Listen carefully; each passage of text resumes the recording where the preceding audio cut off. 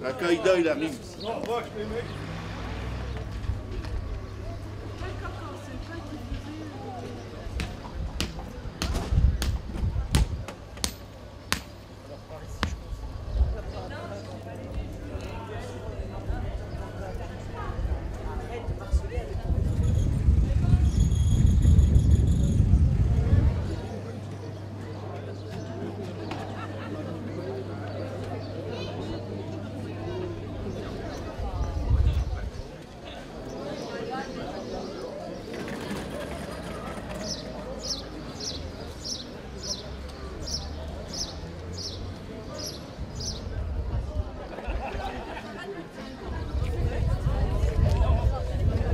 D'ici.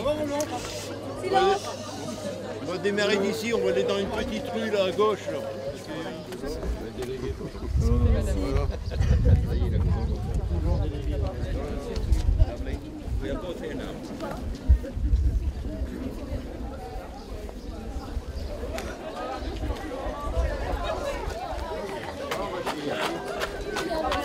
Bon, ici il y avait un puits.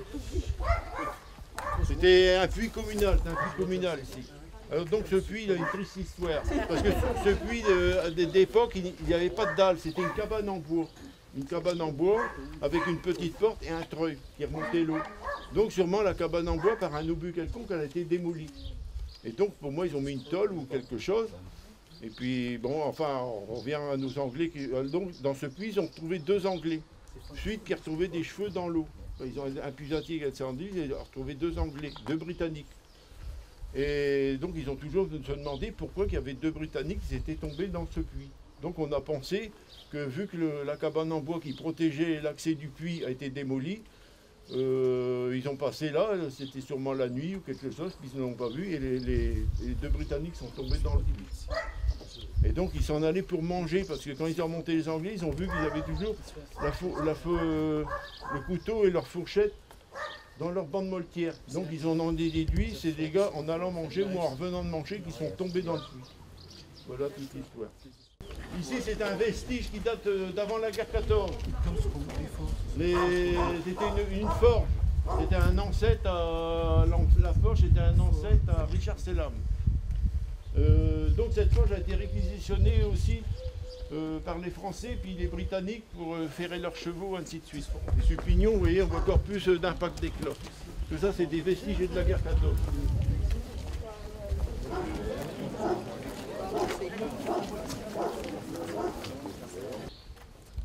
Donc pour moi, c'était des constructions qui n'étaient pas tellement vieilles, qui ont été faites peu de temps avant la guerre 14-18.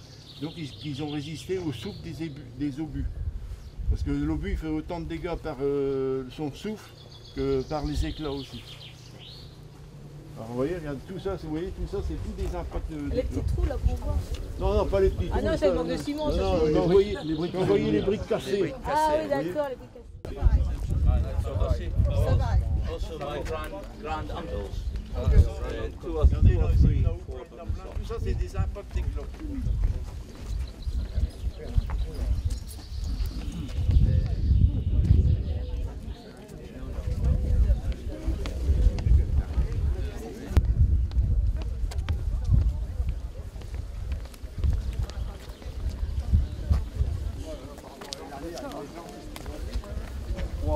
Les derniers, on a eu. Ah, il faut avancer maintenant.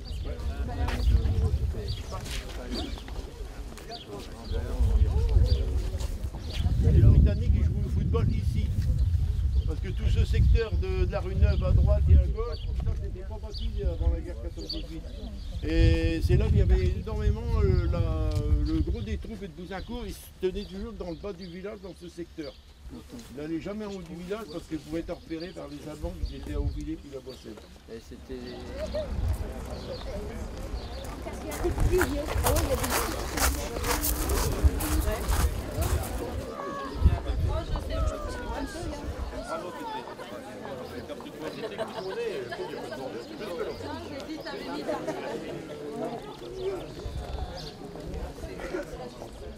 Bon, sur votre petit carnet, là où vous avez, ça représente des Britanniques qui font des commémorations. C'est le régiment qui a pris de Kepval. ils ont pris Kiev-Val, donc c'est pour ça qu'ils ont fait des commémorations, vous voyez sur la photo. C'est ces gars-là qui ont pris Kiev-Val.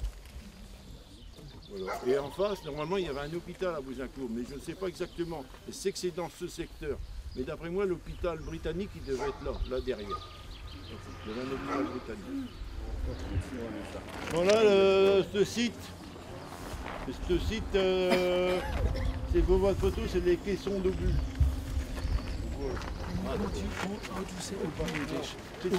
Les caissons d'obus étaient là. Ils servaient à ravitailler les pièces d'artillerie.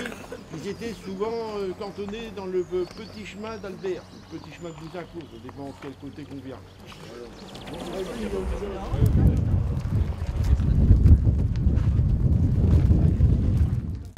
Se faisait à la brune. Ils commençaient à la tombée de la nuit, c'est là qu'ils commençaient à faire leur ravitaillement pour ne pas être repérés par l'ennemi. Et donc il y a eu des problèmes au début de la guerre, parce que les gars qui s'amenaient par exemple dans un village ou à Bouzincourt quelconque, c'était des Britanniques, donc ils ne connaissaient pas, ils étaient pérés. Donc c'est pour ça, à chaque village, ils ont fait ça. Tous les villages, ils étaient écrits à la peinture en grand. Vous voyez, comme là, il reste un vestige Bouzincourt.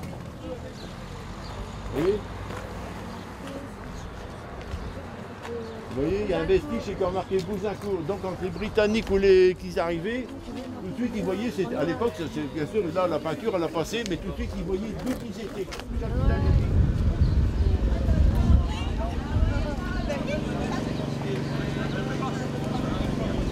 Vous êtes à la dernière photo. Vous êtes à peu près à l'endroit où la photo a été prise à l'époque.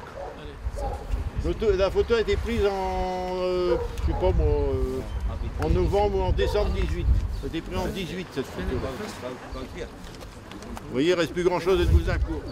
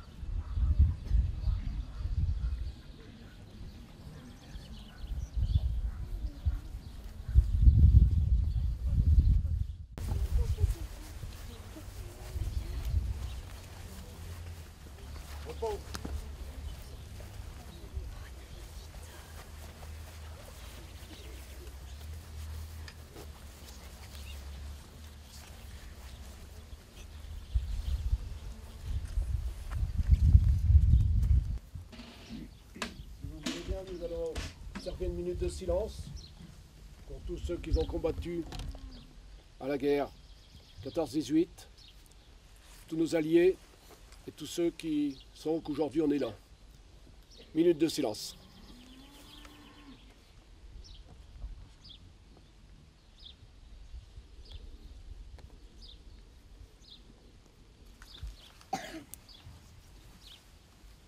God save our gracious Queen, long live our noble Queen. God save the Queen. Saint of victorious, happy and glorious, long to wed us. God save the Queen. Allons, enfants de la patrie, le jour de gloire est arrivé. Contre nous de la tyrannie, l'étendard sanglant élevé, l'étendard sanglant élevé. Entendez-vous dans les campagnes mugir ces féroces soldats qui viennent jusque dans nos bras, égorger nos fils et nos compagnes. Aux armes, citoyens, formez vos bataillons, marchons, marchons, qu'un sang impur abreuve nos sillons. Est-ce qu'on peut les applaudir, les enfants de cœur?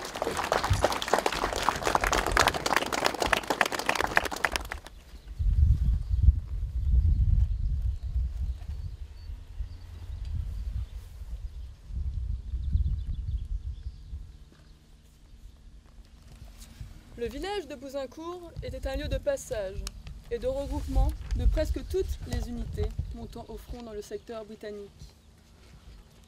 Dès le début 1916, le village servait également de lieu de cantonnement pour les ambulances desservant le front.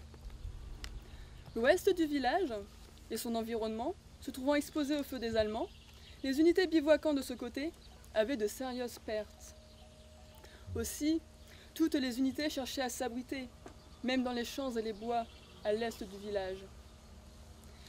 Les généraux Gou, Gaol et Berner, avec le bataillon The Guards, qui portait le surnom Grass Hats, c'est-à-dire les chapeaux de cuir, étaient là, à observer les combats qui se déroulaient dans la plaine de la Somme, sur la crête de Bouzincourt, à l'emplacement exact, aujourd'hui, du cimetière Bouzincourt Ridge. Dans ce cimetière, où la vue est particulièrement dégagée, on y voit jusqu'au mémorial de Thiepval, la ville d'Albert, se trouve parmi les pierres tombales la tombe du lieutenant-colonel J.S. Collins Wells, qui a reçu la Victoria Cross, la plus haute distinction de l'armée britannique. Malheureusement, nous ne pouvons pas commenter les 1297 tombes britanniques des cimetières de Bouzincourt rassemblées, Ridge et l'extension ici. Nous rendons un grand hommage et exprimons notre respect le plus sincère à tous ces soldats morts et disparus qui se sont sacrifiés pour la mère patrie, et ceci tout simplement par devoir de mémoire.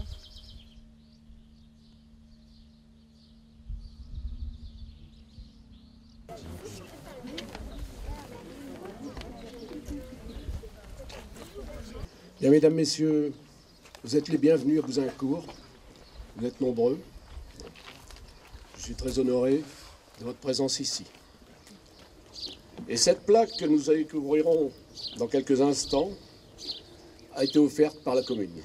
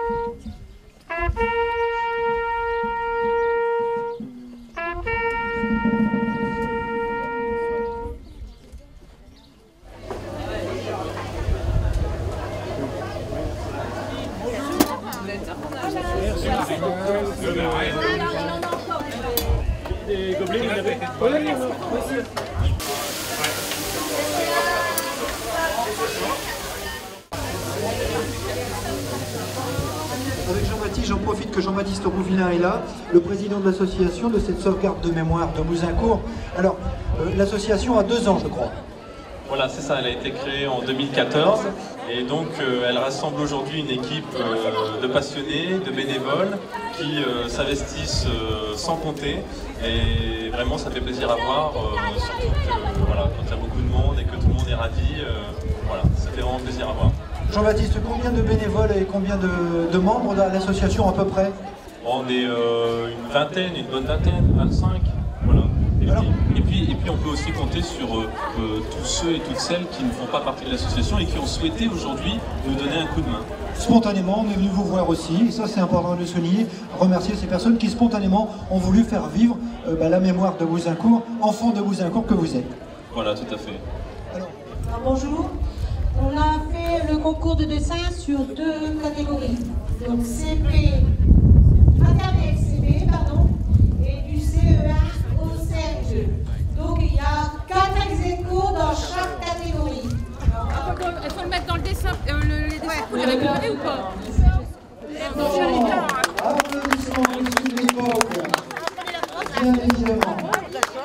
Petite bouteille, une petite fiole, ma Et attention, pour le coup. Ensuite, Nous appelons Annabelle Philippe. Annabelle Philippe, elle est là, Annabelle. Bravo. Allez, le petit cadeau, voilà, ensuite. Nous appellerons Lilou. Lilou. Allez, Lilou. Bravo. Bravo, Lilou. Ensuite, c'est fini pour la récompense du concours de dessin. Ils ont été récompensés de toute façon déjà ce matin. Et au niveau des poèmes, comment ça fonctionne? Allez, moi, tu me dis ton poème. Je te laisse le micro, je te le tends. Allez. Non, ça va. Sur le front, en entendant le bruit de l'artillerie, pourquoi cette horreur à tout prix? Pour une envie de pouvoir d'un homme, en chair à canon, nous tombons dans l'oubli. Voilà notre destin de soldat pour notre patrie. Nos conditions de vie précaires, pourquoi méritons-nous ce destin de guerre? La peur au ventre pour s'endormir le soir, peut-être se réveiller, c'est un espoir. Sur un nouveau jour meilleur, un monde en paix sans guerre. Ne pas mourir sur le No Man's Land, terre de personne. Pourquoi sommes-nous loin de nos chers et tendres proches, qui vivent dans le chagrin et la tristesse? Certains de nos camarades sont partis dans l'éternité à cause d'un obus à habille, d'une balle perdue terrible. Vous pouvez l'applaudir, merci Emma. Merci, très très beau poème. 1, 2, 3. Laisse, Nordine, laisse. Donne ma fille.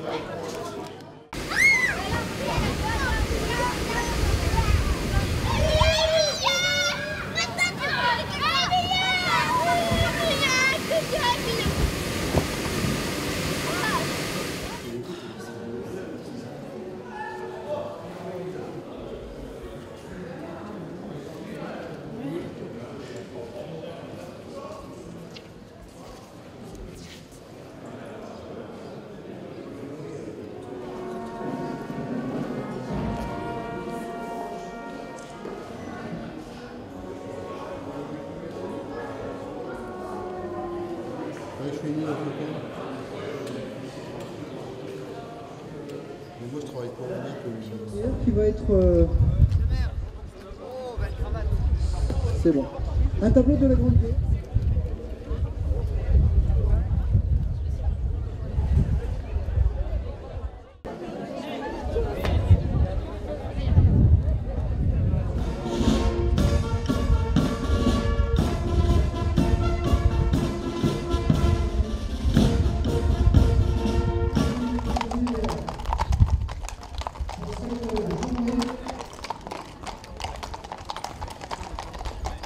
nous reste quelques minutes publiques, c'est le moment de bien